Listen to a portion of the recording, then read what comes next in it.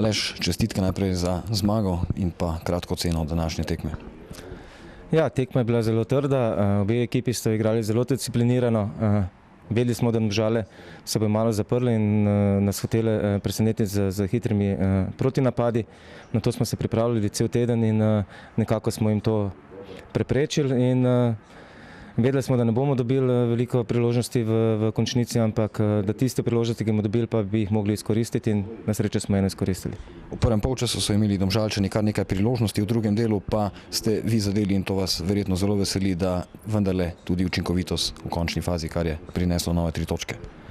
Ja, pač zelo težka tekma je bila tole pred nami, kajti smo nekje na repu razpredelnice in imperativ zmage je bil zelo velik. Čestitam fantom, da so se znali tudi s tem nositi, kar pa ni bilo lahko, kajti Domžale so igrale zelo zgoščeno, 40 metrov pred svojim golom, tako da je bilo težko najti pot do njihovih vrat, ampak na srečo nam je enkrat uspelo. Na žalost se pa potem pojavlja, da tiste priložnosti, ki jih imamo potem po golu še, ki nam nasprotnik dovoli, pa ne izkoristimo in to bomo sigurno morali popraviti.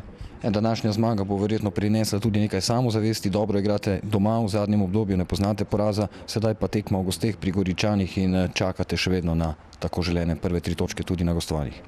Ja, tudi sam se sprašujem, zakaj je tako. Moram povedati, da na 2 tekmah, na katerih sem vodil ekipo v Ljubljani z Olimpijo in z Aluminijem, da nismo bili podrejeni.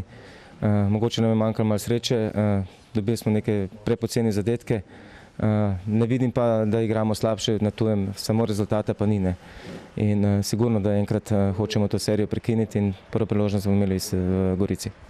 Ja, gospod Stevan, danes poraz v Velenju. Vedeli ste, da vas čaka težko gostovanje pri Rudarju, ki nujno potrebuje točke. Kako ste vi videli tole današnjo tekmo?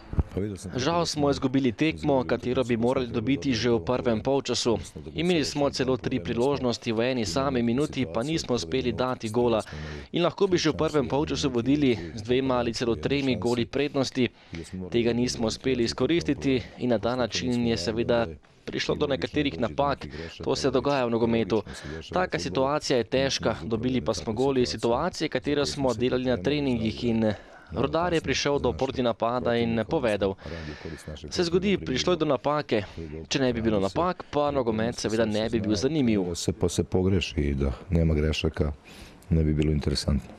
Na gostovanjih letos igrate zelo dobro, to je bil šele drugi poraz, izgubili ste le v Ljudskem vrtu. Kaj je bil po vašem mnenju, mogoče, kaj so bili ključni elementi za izgubljene 3 točke nocoj? Kot na vseh tekmah v tem prvenstvu je ključni element naša realizacija. Če bi povedli, bi morda dali še en gol, potem je vsaki ekipi veliko težje priti nazaj.